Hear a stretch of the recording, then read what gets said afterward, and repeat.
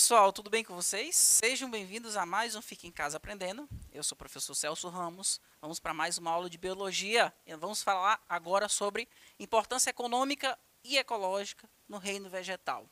Você já parou para imaginar o quanto que os vegetais eles estão presentes no nosso cotidiano? Lógico que você tem essa consciência, só que de forma indireta, né? Não parou ainda para fazer essa reflexão. Mas nós nos alimentamos dos vegetais, nós fazemos construções utilizando vegetais, medicamentos, então são os mais variados usos. Eles estão presentes na nossa vida o tempo todo. E aí nós vamos aqui, pessoal, trabalhar um pouco sobre botânica econômica. Lembrando que botânica é a ciência que estuda as plantas, os vegetais. Até então, nós já estudamos sobre os principais grupos de vegetais, sobre a morfologia, sobre a fisiologia de cada um deles. E a botânica é a ciência que faz todo esse estudo.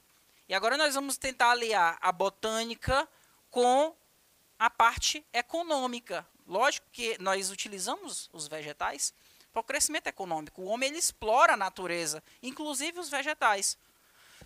O segundo tópico fala sobre plantas na alimentação. Nós vamos ver como que essas plantas na alimentação elas influenciam na nossa vida, né?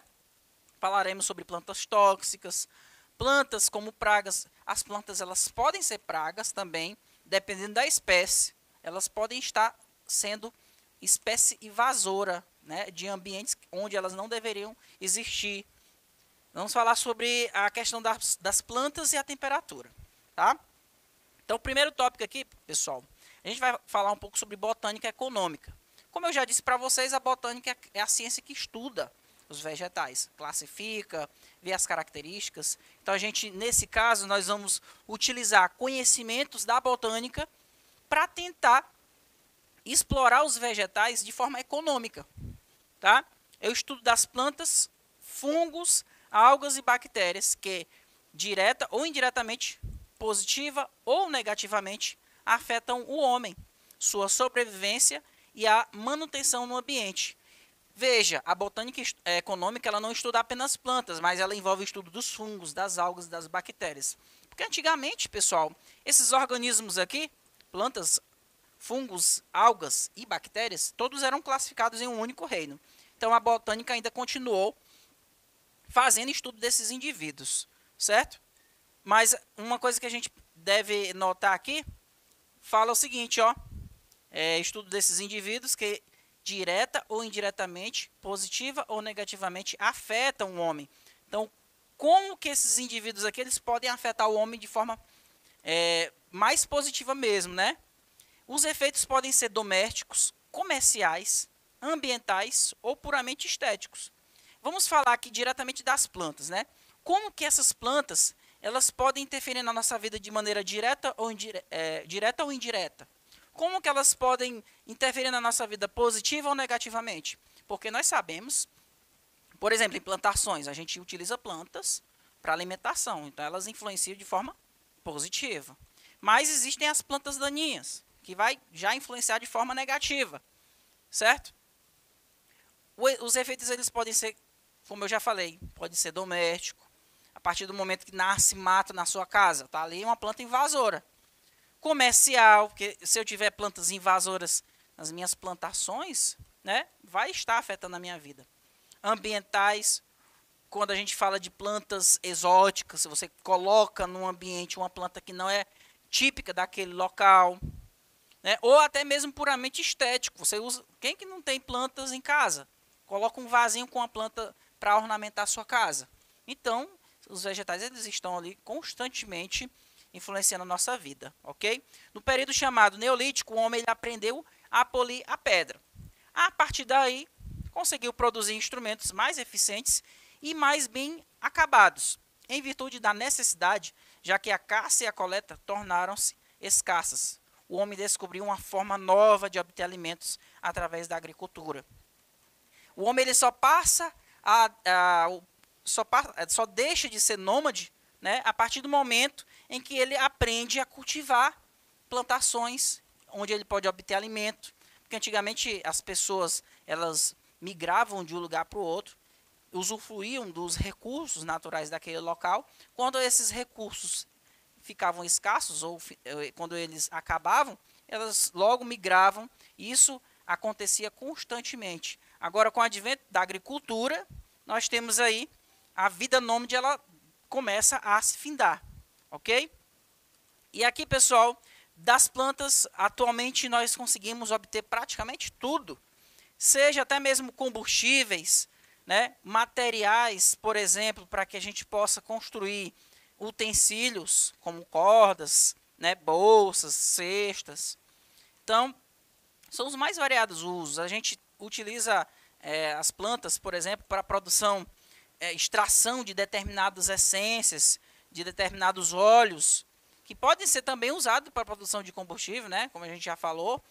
A exploração da madeira, que serve muito para a construção de móveis, de casas.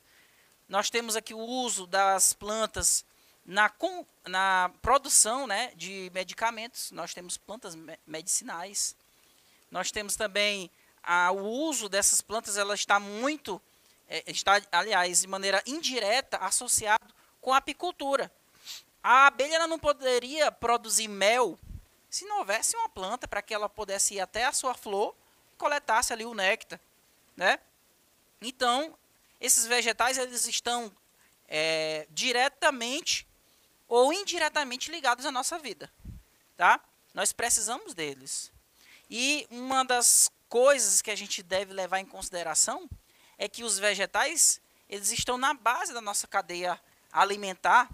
Eles são indivíduos produtores, autótrofos, produzem seu próprio alimento através do processo de fotossíntese, onde a planta ela vai absorver os raios luminosos, né? E lá nesse processo, a planta ela vai agora pegar o gás carbônico, vai pegar a água, certo? Com a absorção desses raios luminosos por meio da clorofila, ela vai agora produzir o que? Glicose, carboidrato. Esse carboidrato serve de alimento tanto para ela, quanto para os indivíduos que se alimentarão dela. Ela produz o seu próprio alimento. É autótrofo, fotossintetizante, né? E esse alimento vai ficar onde? Vai ficar no interior das suas células. Vai fazer parte da parede celular, por exemplo, que é a estrutura que envolve a célula, faz parte da estrutura celular. Vai estar presente também em vacúolos no interior dessa célula, todo esse alimento que ela produziu.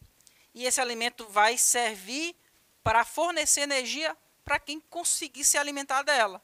No caso, por exemplo, um consumidor primário, que é o primeiro indivíduo a se alimentar do produtor.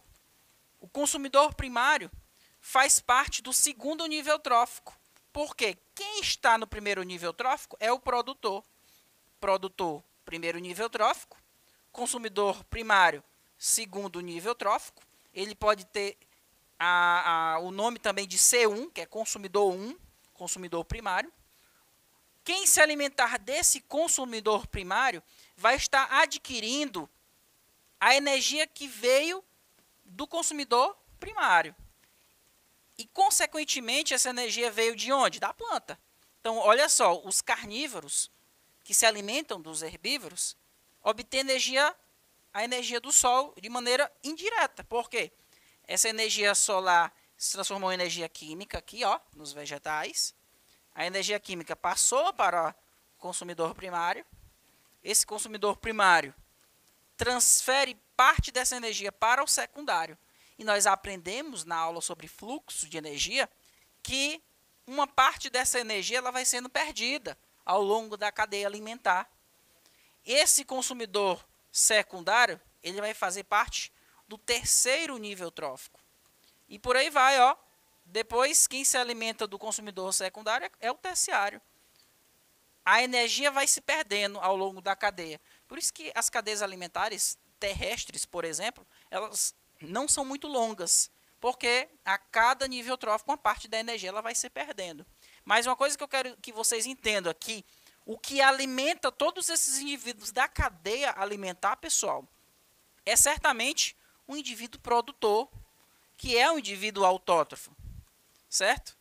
Então, é importante que a gente leve em consideração que se não fosse os produtores, a gente não teria, por exemplo, oxigênio, porque o oxigênio ele é o resultado da quebra da molécula de água.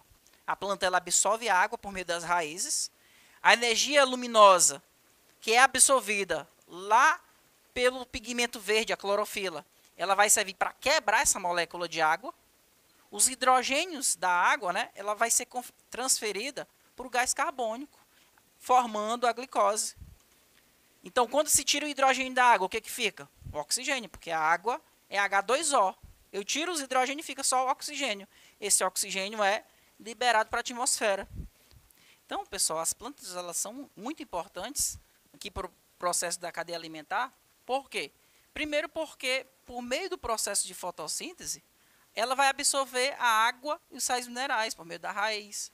Então, essa água ela vai sofrer uma quebra. Porque durante a fotossíntese, a luz que é absorvida pelo vegetal, ela vai servir para quebrar a molécula de água. Vamos lembrar que a molécula de água ela é formada por H2O. Então, ela tem dois hidrogênios ligados com oxigênio. Os hidrogênios são arrancados da molécula. Esses hidrogênios são transferidos para o gás carbônico, formando ali a glicose. Enquanto que o oxigênio que foi liberado da quebra da molécula de água, ele é lançado para a atmosfera. Então, nós temos aqui que esses vegetais eles são tão importantes para a cadeia alimentar porque ele vai fornecer energia para todo mundo aqui dessa cadeia. Tá, pessoal? E é uma energia na forma química. Antes a energia era luminosa. Essa energia luminosa ela é convertida em energia química que é transferida ao longo da cadeia, certo? Mas a gente não tem a importância das plantas apenas na questão das cadeias alimentares, na parte ecológica. Mas nós temos também o uso dessas plantas, nós temos principalmente plantas tóxicas, que muitas vezes estão envolvidas em polêmicas, né? Nós temos acidentes que são provocados por plantas tóxicas. Essa primeira planta que você está vendo aqui, por exemplo, ela é conhecida como Comigo Ninguém Pode, né? Porque é uma planta, pessoal, que infelizmente pode acontecer acidente com animais. Um cachorro ou qualquer que seja o animal comer, mesmo que seja um pedacinho pequeno dessa planta, ou uma criança acidentalmente vir a ingerir esse vegetal aqui, ela vai ter sérios problemas de saúde, podendo chegar à morte, né? Agora nós temos também o uso das plantas envolvido com a questão judicial. Nós temos, por exemplo, uma polêmica com relação à liberação da maconha. A maconha, por exemplo, que é conhecida como cannabis sativa, né, o nome científico dela, ela pode produzir um tipo de substância, ela produz um tipo de substância que pode ser usada como medicamento. No entanto, outras pessoas a utilizam como entorpecente. Aí nós temos aí as polêmicas, né? Libera maconha ou não libera maconha? Aí eu não quero entrar muito nessa questão, mas é um tipo de vegetal. Nós sabemos que os vegetais eles estão envolvidos no nosso cotidiano, principalmente nas polêmicas. Nós temos os vegetais como pragas, pessoal. Olha, imagine plantações inteiras, elas podem ser influenciadas pela ação de plantas daninhas, né? O que são plantas daninhas? São plantas invasoras. Podem ser plantas também exóticas, que não pertencem ao ambiente. Então imagine que você tem uma monocultura, né? Uma plantação com apenas um único tipo de vegetal, uma plantação de cana-de-açúcar, certo? Você só quer esse vegetal, você não quer mais nenhum outro. A partir do momento que começa a nascer outros vegetais, esses vegetais começam a ocupar espaço. Começam a ocupar espaço e fica mais dificultoso para o crescimento das plantas que a gente realmente quer que nasça ou que cresça. Então as plantas daninhas elas fazem isso. Muitas dessas plantas, elas podem até mesmo ter um processo chamado de antibiose. Antibiose é quando, por exemplo, um vegetal, por meio das suas raízes, ela produz substâncias que impedem o crescimento de outras plantas que estão ali próximas. Vou dar um exemplo aqui para vocês, né? Tem o eucalipto. O eucalipto é um vegetal que dificilmente você vai ver outras plantas próximas a ele. que ele produz ali, ó, vai produzir uma substância que impede ou que diminui, retarda o crescimento de qualquer tipo de planta que nasça ao redor dele. Então eu tenho as plantas daninhas, elas podem atrapalhar ao crescimento de uma monocultura, de uma grande plantação, certo? As plantas daninhas, elas, por um lado, podem ser boas. A partir do momento que você faz a colheita de uma grande plantação, se você deixar as plantas daninhas crescerem, elas podem repor alguns nutrientes do solo. Mas, por outro lado, se elas estiverem juntamente com a plantação, essa plantação ela vai ter o crescimento retardado, ok? E aí a gente tem como exemplo aqui, ó, invasão por plantas daninhas, uma plantação de cana-de-açúcar, certo? Se você olhar aqui, ó, esses pés de cana aqui, né, bem fininho. Se não tivesse tantas plantas daninhas, certamente o tronco dessa cana deveria ser mais robusto, mais espesso e poderia produzir mais caldo de cana, né?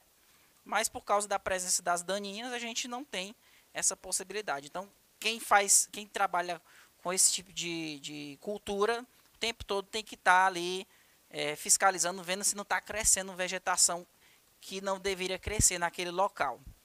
Uma outra questão que a gente gostaria de mencionar aqui para vocês é o uso das plantas com relação a tentar amenizar o calor.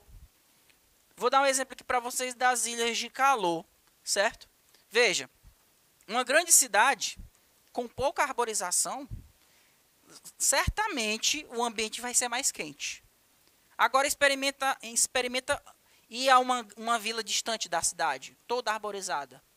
A temperatura vai ser mais amena, vai ser mais tranquila, porque você vai ter uma menor quantidade de calor acumulada. Quando você tira a vegetação, o sol ele vai bater diretamente no solo, né? E se for, por exemplo, um ambiente que tem bastante concreto, calçada, prédios, casas, esse material de construção ele tem um calor específico muito pequeno. Isso significa o quê? Se esquenta muito rápido. Quando tem essa incidência de raios luminosos nesses locais, esse aumento brusco de temperatura vai formar as chamadas ilhas de calor, que são, olha aqui, ó, eu vou até mostrar para vocês, vai formar isso aqui, ó, região arborizada, calor vai ser menor. Agora a região menos arborizada vai ter um acúmulo maior de calor numa determinada área, certo? Então é um problema que pode ser amenizado com a arborização, ok? Agora essa outra imagem aqui que eu quero mostrar para vocês é o seguinte: as plantas elas são muito importantes também para a formação dos chamados rios voadores. A floresta amazônica, por exemplo, é muito responsável aqui, pessoal, pelo clima do nosso país. Então, ela vai formar verdadeiros rios voadores, né? Esse monte de nuvens carregadas que vai aqui, ó, chover para toda a região sul e sudeste do país, ok? Agora nós temos também a utilização de vegetais em serviços ambientais indiretos. Experimenta desmatar um morro, por exemplo. Veja o que vai acontecer. A gente tem exemplos aqui, né? Pessoas constroem casas em locais inapropriados. Quando você tira a cobertura vegetal, você vai diminuir a sustentação do solo, né, pessoal? Porque os vegetais eles impedem a ação direta da chuva no solo. Então a gente precisa ter consciência disso também, tá? Os vegetais, quando a gente planta eles em regiões em torno de rios, ele vai diminuir, por exemplo, o assoreamento. Aqui nós temos o exemplo de serviços ambientais indiretos, tá? Então, pessoal, essa foi nossa aula sobre os vegetais no nosso cotidiano. Eu espero que vocês continuem estudando, façam a revisão dos principais grupos de vegetais. Espero que vocês tenham entendido a aula de hoje. E não esqueça, hashtag Fique em Casa Aprendendo. Até a próxima aula. Tchau, tchau.